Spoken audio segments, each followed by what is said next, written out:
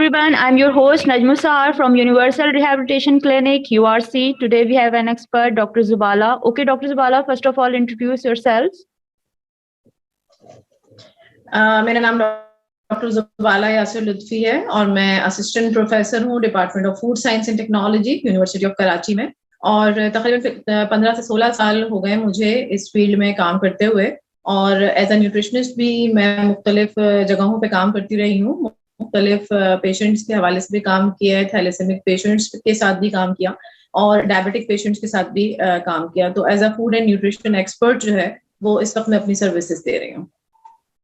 Okay, आज का जो टॉपिक है वो डाइट के हवाले से है कि डाइट जो है रमज़ान में हमें किस तरह के इस्तेमाल करना चाहिए।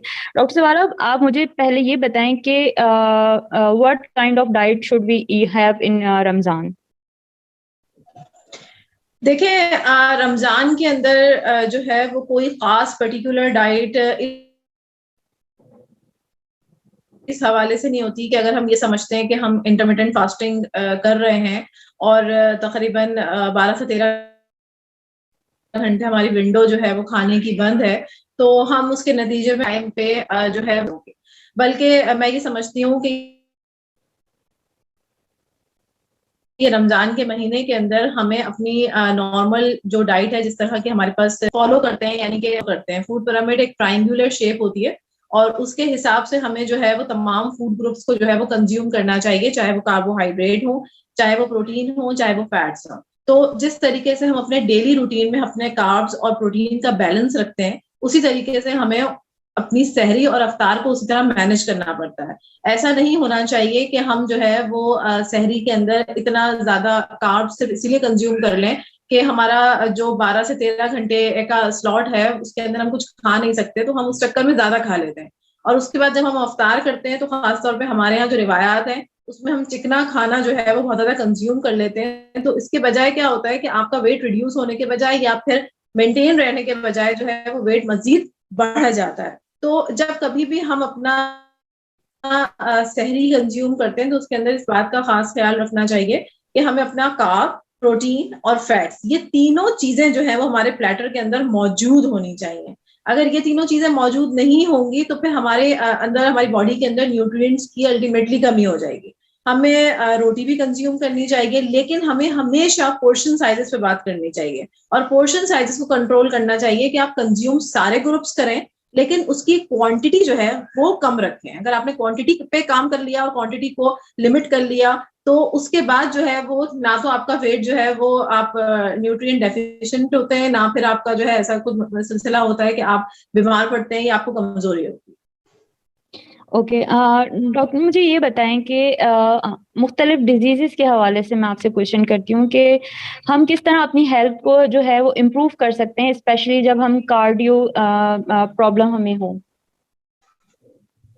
देखिए, हमें ये बात बहुत अच्छी तरीके से पता है कि जब हार्ट की प्रॉब्लम की बात आती है तो इसका मतलब ये है कि जो या तो आपका हार्ट वीक हो रहा है, ठीक है, या तो एज के हिसाब से आपका हार्ट वीक हो रहा है, या फिर जो जवानों के अंदर प्रॉब्लम आ रही है, नौजवानों बच्चे बच्चियों में जो प्रॉब्लम्स आ रही हैं वो इसकी वजह जो है वो नॉर्मली ये होती है कि फैट की डिपोजिशन हो जाती है हमारी बॉडी के अंदर, ठीक है। तो उसकी वजह से क्या होता है कि ब्लड का जो फ्लो है वो प्रॉपरली नहीं हो पाता और उससे वो फैटनिंग जो है ना वो हमें नजर नहीं आती, बज़ाहिर नजर नहीं आती। एक तो मोटापा ये होता है कि हमें बज़ाहिर नजर आता है, एक मोटापा ये होता है जो आपके अंदर जम रहा होता है। तो जो चिकनाई जो है वो आपकी आर्टरीज को ब्लॉक कर रही होती है, उसकी वजह से खून की गर्दिश प्रॉपर नहीं होती है। जब खून की गर्दिश प्रॉपर नहीं होगी और खून जो है वो उस जगह तक पहुंच नहीं पाएगा तो जाहिर सी बात है फिर ब्लॉकेज होना शुरू हो जाती है। तो ये वो फैटनिंग है जो हमें बाहर तो हम नहीं देख पा रहे उसको, लेकिन वो आर्टरीज आहिस्ता आहिस्ता आहिस्ता आपकी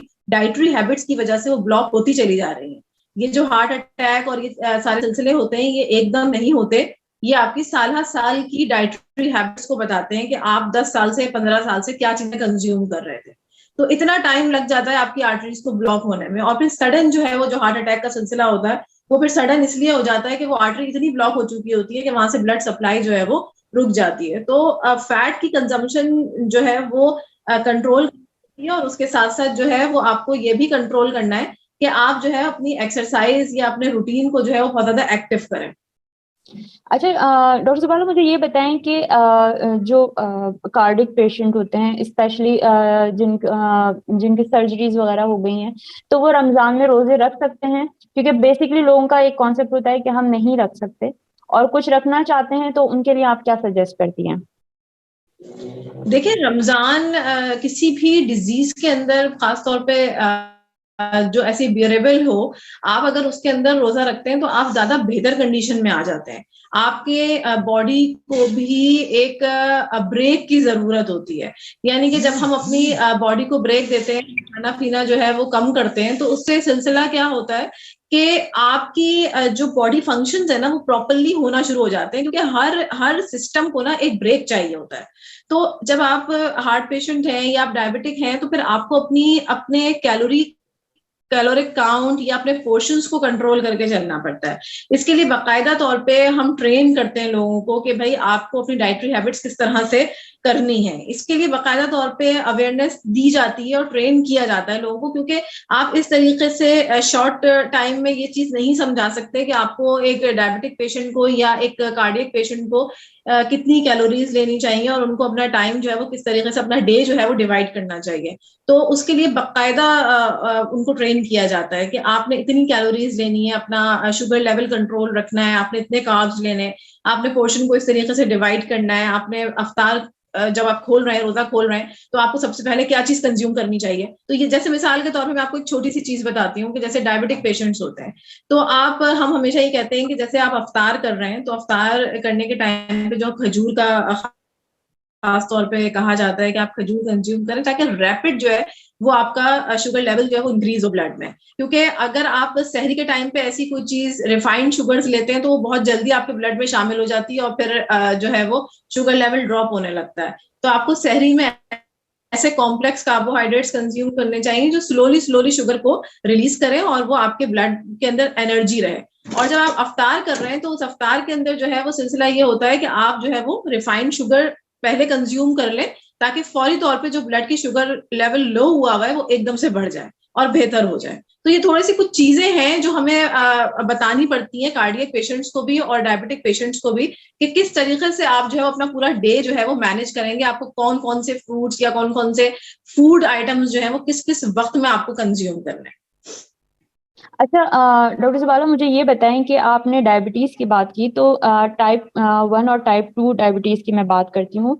तो आप इन दोनों को क्या रेफर करेंगे कि टाइप 1 क्योंकि वो इंसुलिन पेशेंट्स होते हैं, और टाइप 2 जो हैं वो मिक्स होते हैं, तो टाइप 1 जो है डायबिटीज़ वो रमज़ान में रोज़े रख सकते हैं, या उनके लिए बिल्कुल भी वो नहीं है कि वो रख सकें?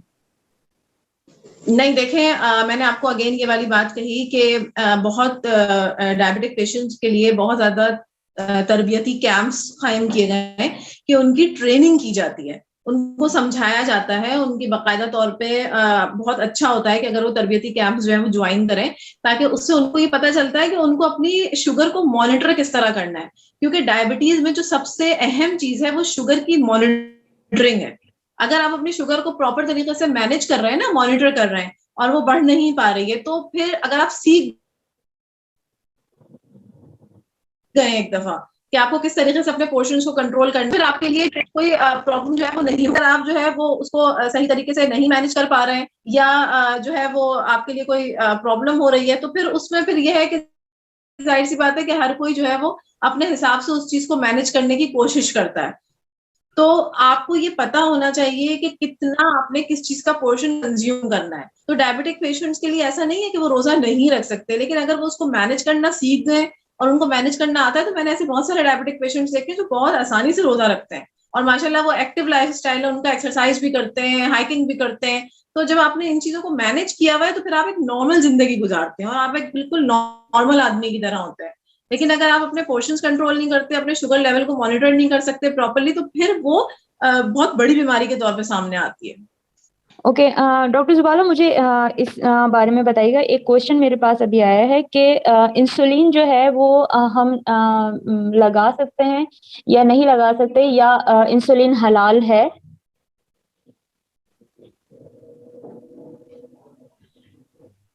देखें, ये तो एक out of the box question है और ये मेरे डोमेन में नहीं आता। और मैं ये समझती हूँ कि इस चीज का ताल्लुक डायरेक्टली डॉक्टर से है कि आप ज्यादा बेहतर ऑप्शन है। ओके। अच्छा, मुझे आप ये बताइए कि जो टोबैको जो पर्सन होते हैं जो यूज करते हैं, स्मोकर्स होते हैं, उनके लिए आप क्या कहेंगी? क्योंकि एक तो सबसे पहले ये होता है उनका एक रोजा उन्होंने रख लिया, लेकिन क्योंकि वो अडिक्टेड होते हैं बहुत ज्यादा, तो उनका ये होता है कि जैसे ही अफ्तार होता है फौरन उनको स्मोकिंग करनी होती है। तो वो किस तरह छोड़ सकते हैं, और किस तरह उनकी हेल्थ पर जो है पॉजिटिव इफेक्ट पड़ सकता है ड्यूरिंग रमजान?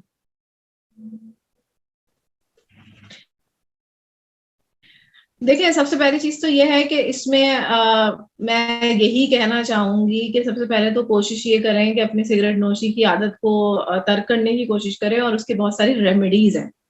मिसाल के तौर पे एक दो चीजें मैं आपको बताती हूँ कि जो लोग सिगरेट छोड़ते हैं या जिनको छुड़ाई जाती है, उनको तुर्श चीजों की तरफ लेके आया जाता है, और इस तरह की चीजें उनको खिलाई जाती हैं, जिससे उनकी थोड़ी सी, जाहिर सी बात है कि ये एक ऐसी आदत है जिसके लिए आपका अपना स्ट्रांग होना बहुत जरूरी है। तो किस हद तक आप इतने स्ट्रांग हैं कि आप उस चीज को छोड़ सकते हैं। और उसके साथ साथ कुछ खाने इस तरह के होते हैं जो उनको कंज्यूम कराए जाते हैं, जिससे उनकी उसकी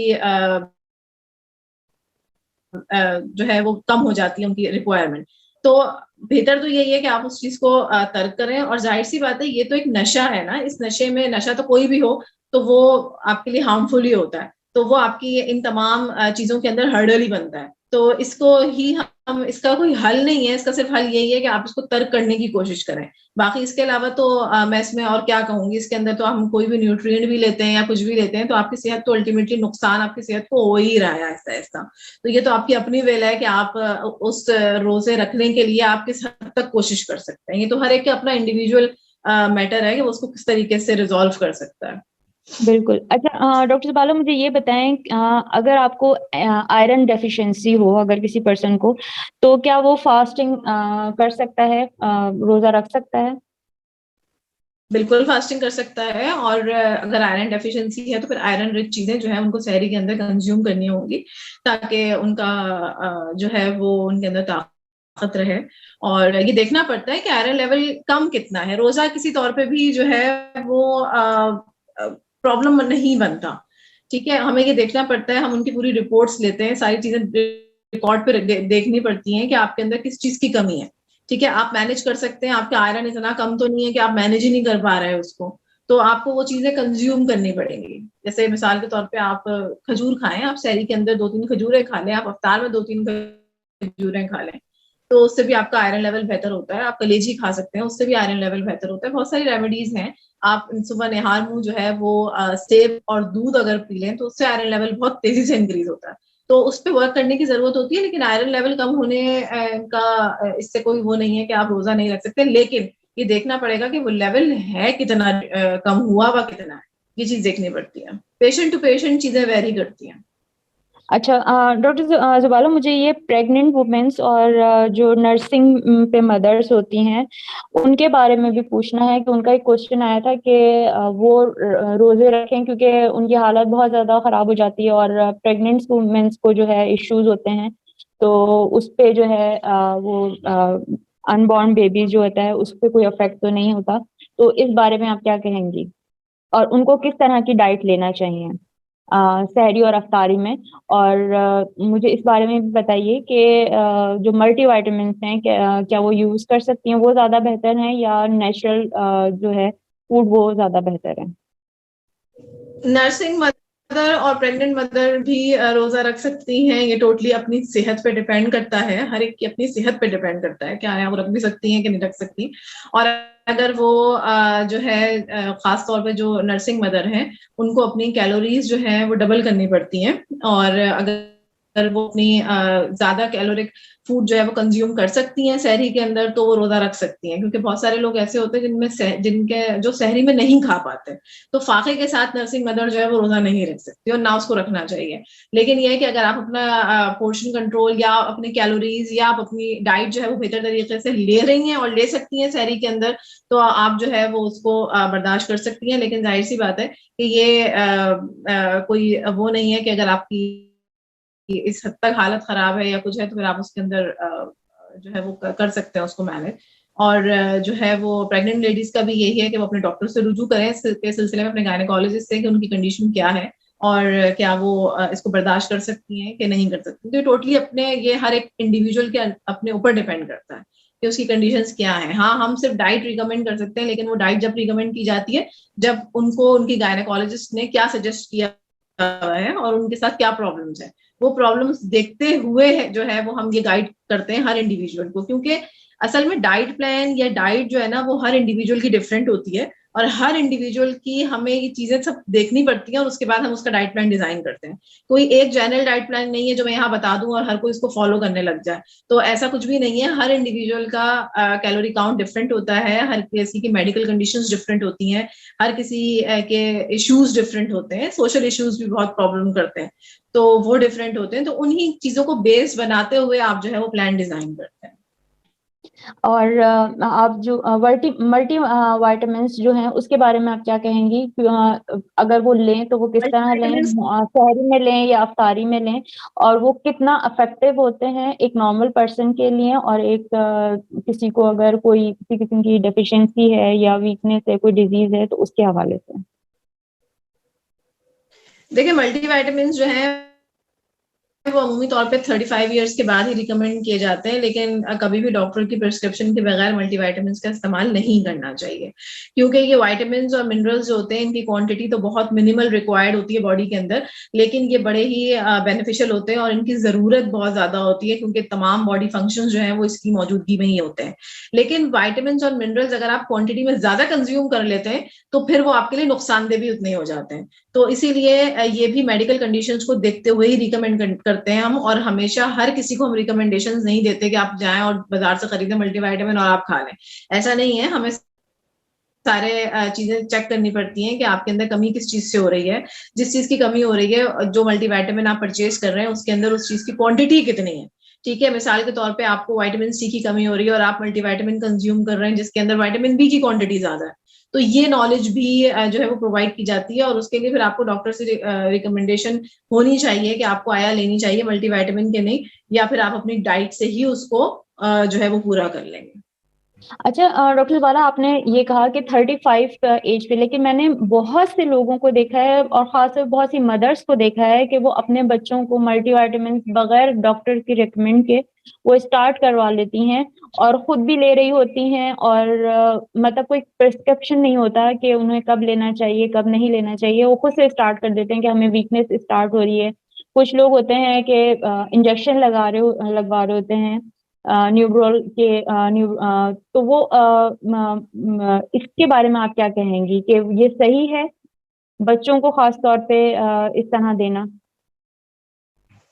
देखिए, मैंने आपको कहा कि ये बहुत गलत बात है कि आप इस तरीके से अपने तौर पे मल्टीविटामिन देना शुरू कर दें।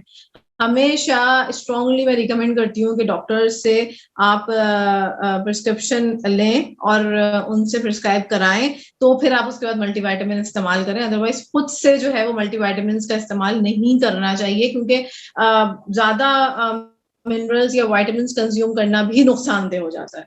तो इसका तो जवाब यही है कि ये गलत प्रैक्टिस है, आपको डॉक्टर के मशवरे के बगैर जो है वो नहीं इस्तेमाल करनी चाहिए मल्टीविटामिन।